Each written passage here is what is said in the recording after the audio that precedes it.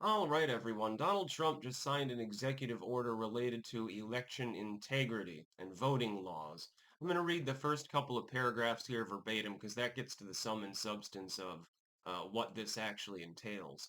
President Donald Trump on Tuesday signed an executive order requiring people to provide proof of American citizenship when they register to vote and demanding that all ballots be reviewed by Election Day.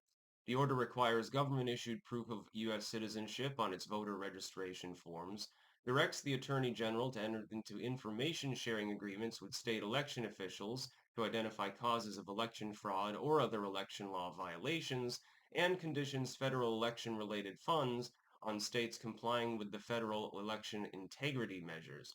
And there are other steps you'll be taking in the coming weeks, Trump says. Now, good ideas? Yes. Are they legal? Yes.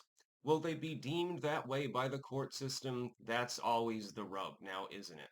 Right now, we have a weaponized judiciary.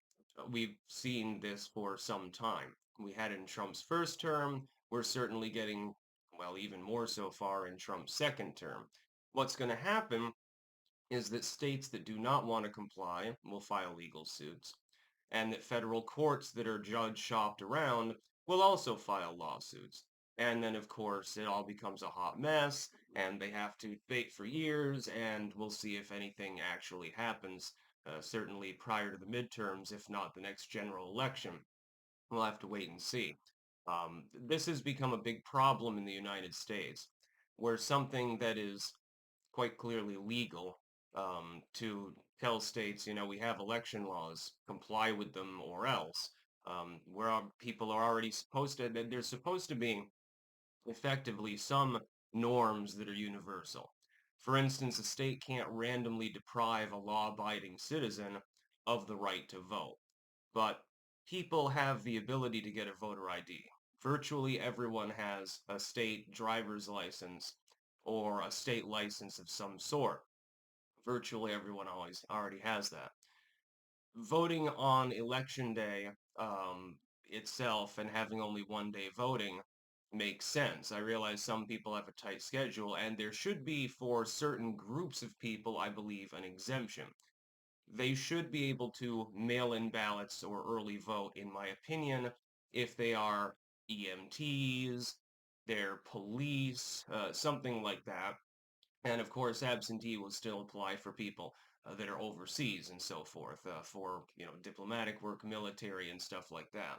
That makes sense. If you're working in some capacity like that, there should be a separate registry for it. That's the one caveat on that component. And the only other thing I would say is that people should be able to as well. I think that people should have the ability of an extension if they apply for it beforehand, and that would be the caveat. And also make Election Day a federal holiday. That I do agree with the left on. They've been talking about that for years. So with those two caveats, basically, I would say the proposals he's making, they all make sense to me. Oh, you have to show ID to vote, and we're only going to use paper ballots? That's a great idea because we've seen the problems with non-paper ballots repeatedly. Even if it's only on a small scale in a few places, it can still tip a close election.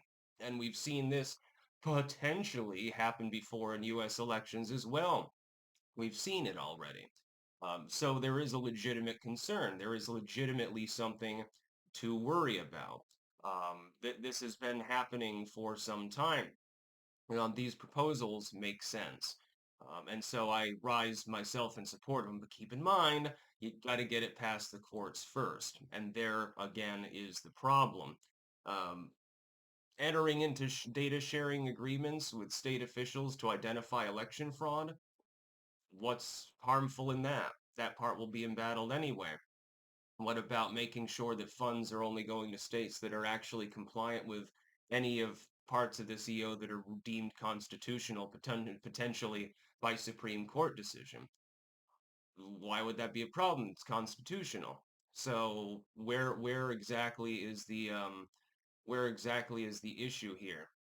The Safeguard American Voter Eligibility Act, known as the SAVE Act, is being pushed by Republicans that would make Sweeping changes to voter registration, including requiring voters to prevent documents proving U.S. citizenship. Now, that's a separate thing. That's the SAVE bill. Now, they can probably get that through since Republicans control both the House and the Senate. Again, like with Donald Trump's executive order, like with his proposal, however, this is a semi-separate story. Um, get past the courts. Again, our old nemesis. Documentary proof of citizenship includes a U.S. passport, a real ID, as well as military and state and federal issued identification indicating American citizenship. Ta-da! Again, I fail to, and then having all ballots counted on election day itself makes sense. Most states pull it off without a hitch. For some states, Arizona notably, it can be a little bit more difficult.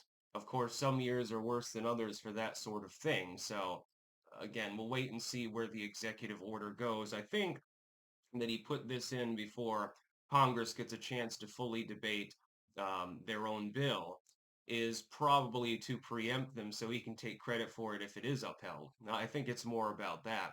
Or as a stopgap measure to put pressure on the states and election authorities in general in the wake of that being debated. I have a feeling that both of those are true at the same time as well. That's about all. Peace out.